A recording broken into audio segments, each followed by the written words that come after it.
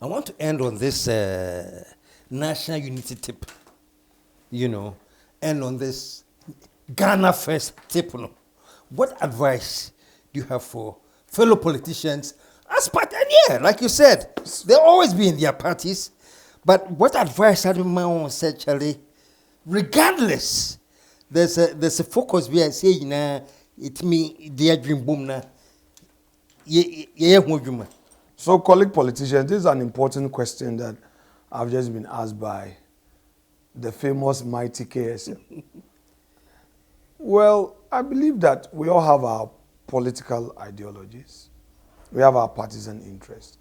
But listening to the neutrals, they think we can do better. They think that we should move to the center and engage more. They think that we are often too inward, for want of a better word, greedy, and overly looking at our partisan interests.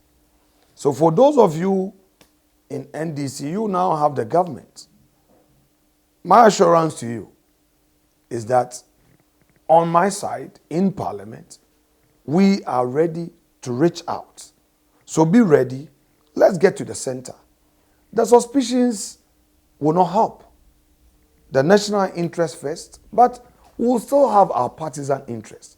But at least let's create that platform to engage and let the Ghanaian people know that we are all looking out for the interests of the nation. So that it wouldn't be that, oh, it is the fall of one that would automatically lead to the rise of the other. No. Currently, the major problem we have in the country is job creation, unemployment. We need to create jobs. Government cannot create jobs through employment in the public sector. I'm a private entrepreneur. I'm an entrepreneur. I'm a businessman. And I know that if we focus our energies on creating the jobs, creating the opportunities for the private sector will take charge. This can best be done through the political class being added them on the main issues that help the private sector. Beyond that, I think that the general posture of us as a political class also matters. To continue to give assurances that democracy is the only way to go. This violence upon violence that sometimes leadership pretends is not aware, is not going to help our cause. So anytime there's a change in government, some of our people are looking out for who to knock down and all. We don't need it. So I'm saying no to violence. Let's show proper leadership in real terms so that our people will take us serious and the youth would have confidence in us. And then also, let us, in our quest for accountability, do so in a decent, humane manner. That is rule of law. The rules of justice may grind slowly, but with surety. So I do not think that if we show machoism in the way we manage the affairs of state, it will help. That rather creates entrenched posture, and then people will not want to shift. So let us also be mindful of that. I believe that President Mahama, with just one term, would take advantage and make a name for himself, and who will support him. After all, supporting him or supporting the government does not dwindle the opportunities for MPP.